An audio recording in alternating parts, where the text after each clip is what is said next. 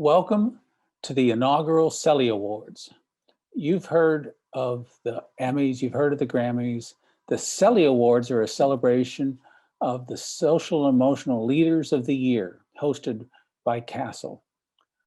Hi, I'm Larry Aber. I'm a professor at NYU and a very engaged board member of the CASEL organization. I'm very excited to kick off this week-long celebration as we recognize 6 influential leaders in the field. At CASEL, we believe that great movements are built on collaboration with others to produce the richest insights, the biggest impacts, and the best outcomes in support of children. Today's recipient is an example of collaboration par excellence. We want to recognize outstanding achievements and encourage high standards in the field by recognizing such leaders. CASEL presents such awards annually in research, practice, and policy, and this particular recipient could have won any one of those. We will host these types of conversations every day this week, and it will be between a recipient and a board member. But actually today is a bit of an exception. Our recipient turned 100 years old in June, and therefore asked us to use a very recent interview that was recorded of him rather than to do this in person, and we are thrilled to do that. Today, we want to recognize and honor the recipient of the Joseph E. Zins Award for Social Emotional Learning Action Research this year, Dr. Edmund Gordon. Dr. Ed has had accomplishments that are longer than his life. And in many, many fields, he was a professor at Yale, a professor at Columbia. He was the first evaluator of the National Head Start program. He did seminal work on things like supplemental education that are very close to CASEL's heart. He currently is emeritus professor from Yale University and a emeritus professor from Teachers College, Columbia. He's taught at many distinguished universities. And probably the most remarkable part of his career is the span of activity from professional practice through scholarly life as a minister, a clinical and counseling psychologist, a research scientist, an author, editor, and professor. He was there at the beginning of Head Start, and he's now continues to be involved in the deepest issues related to education and reform possible. And with no further ado, let's go to the interview of Dr. Edmund Gordon. Things I think I have learned, and certainly in recent years have been trying to teach my students. There are 5, 6 of them. The first one, the notion that learned people seek to produce knowledge in the pursuit of understanding. And basically what I'm suggesting there is that actually extension of a point I was making in response to your question concerning what I learned from Du Bois. Mm-hmm. It's important to know, but it's even more important to understand. The facts contribute to knowing, but the meaning of those facts, the meaning of the experience, contributes to understanding. But you don't really understand if you only know from a single perspective or in a single context or from a single experience. You understand when you have an appreciation for the phenomenon in question from the perspective of many other people or many different perspectives, and know how the thing operates in a number of contexts. Mm. And then you have the hard task, that is of deciding, okay, what it means and what is my position with respect to it. Now, when I end up at my position, I'm being rather subjective. I have a responsibility for letting my students, my readers, my audience know that that is my subjective opinion.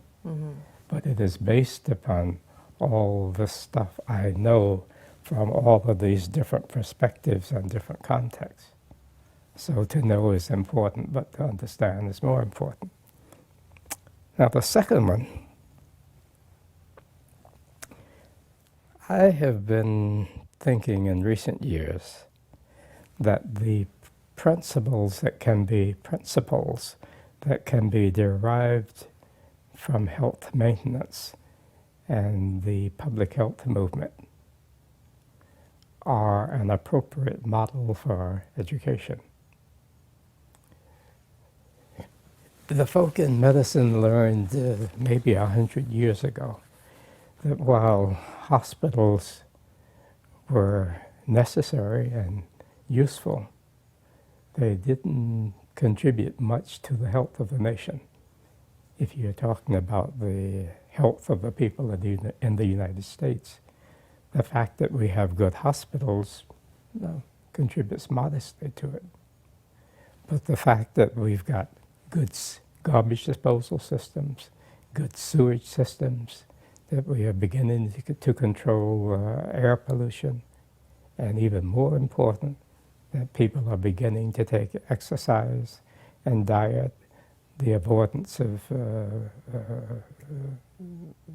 fatty foods. These changes in people's conditions of life, changes in the infrastructure of the society, which contribute to health maintenance, account for far more of the health statistics in the country than do the excellent hospitals we have. Now, when you get sick, the hospital is important. But when you are talking about health maintenance, it is the infrastructure that supports good health and the human attitudes and behaviors that support good health that carry the weight. I'm convinced that the same is true in education. We need good schools, but even more than that, we need the infrastructure in the society that supports the conditions necessary for intellective development. And we need the attitudes and the behaviors toward learning that support that end. And the third one, education is not coterminous for schooling. We talked about that earlier, so I don't need to extend it.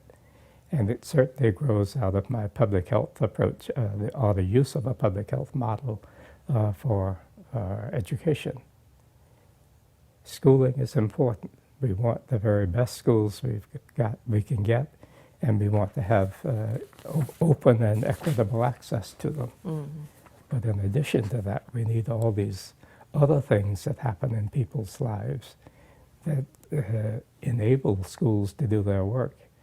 When Bourdieu talks about his forms of education relevant capital, health, informed human beings, material resources, nutrition, social networks, and one that isn't often discussed is one that's called polity. Polity refers to a sense of membership, of belonging. I think one of the neglected aspects of our approach to education is our failure to give sufficient attention to the sense of inclusion and membership, the relationship of the sense of inclusion and membership felt by the learner that influences the way in which the learner engages the learning task, and felt by the society or the teachers or by the people who are providing it. Because if I sense that you and I are members of the same family, the same society, I care deeply about your education. If you are out of my domain, I could care less about what's happening in your education. fourth one, we've already talked about. Educational assessment should inform pedagogy and enhance learning. I don't object to its being used for accountability. I don't object for it's being used to assist in management and planning and placement. But its primary function ought to be to help us teachers know better what we should do to teach and help learners know better what it is they should be doing in order to learn. When the AERA gave me my award for, what was it, transforming research knowledge into practice, or something of that sort, I talked about the bidirectionality of knowledge production. And by that, I'm simply arguing that knowledge production, we have traditionally recognized that practice is informed by theory. Research, we try to convert it into practice. But we've given less attention to the ways in which practice can inform theory. And I'm convinced that it is a two-way street. From the scholarly analysis of practice, we can move to theory. And if one looks at the history of science, we see that in history, it is the workers, it is the people who are involved every day in doing the stuff who have contributed mightily to technology and new scientific notions. Now, it's true that the notions that they come up with in the tradition of the scientific method are subjected to confirmation or disconfirmation. But those notions that we test as hypotheses, many of them grow out of the experiences of people who are doing things, if for no other reason than to make the job easier, to make it quicker, to be more efficient. So I would want my students to understand and appreciate that while using theory to inform practice is important, but using practice to inform the generation of theory is equally important. And the last one is not unrelated to it. And that's the idea that hermeneutics, interpretive processes, interpretive strategies, interpretation is an important way of producing knowledge. In fact, I think it is probably the fundamental way, because even those of us who are heavily steeped in empiricism, what we are finally doing is trying to make sense out of, trying to interpret the data that are produced by it. Or if we go to my bidirectionality, we are trying to make sense out of the data that come from practice to inform theory. I think that we in education need to give considerably more attention to preparing our students to take more seriously both the advantages provided by the opportunities and the responsibility for interpretation. That means you use your intuition, you use your imagination to try to think about what this means. C. Wright Mills would say, and not only what it means, but what it could mean. C. Wright Mills liked to ask the what if question. What if this thing were different? What would it mean? What would it be? Thank you, Dr. Gordon, for allowing us to share these powerful insights more broadly. You have seen the vintage Edmund Gordon in that interview. Some of the things that stand out to me and to many members of CASEL is how he distinguished between producing knowledge through education and producing understanding. And that knowledge is about facts, but understanding is about the meaning of facts. This is an issue that CASEL thinks is central to understanding social emotional learning. Another part of his comments are very relevant to CASEL, and that's that education does not equal schooling.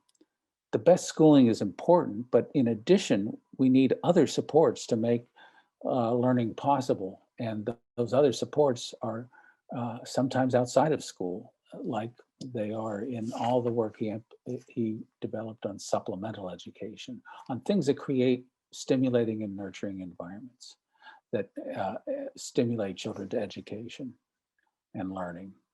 The final thing that I want to highlight from his comments is his emphasis that traditionally you think about transforming research knowledge into practice, but he emphasized very strongly how to translate practice into theory, how practice can inform theory. And these are just a few of the hallmarks of his thinking and his influence that have influenced CASEL and many other people and organizations who have tried to improve the conditions for kids. Tomorrow, the week-long conversation will continue, same time and same place. We'll have recipients with us to share their perspectives throughout the week. Please join CASEL this time throughout the week. Thank you so much.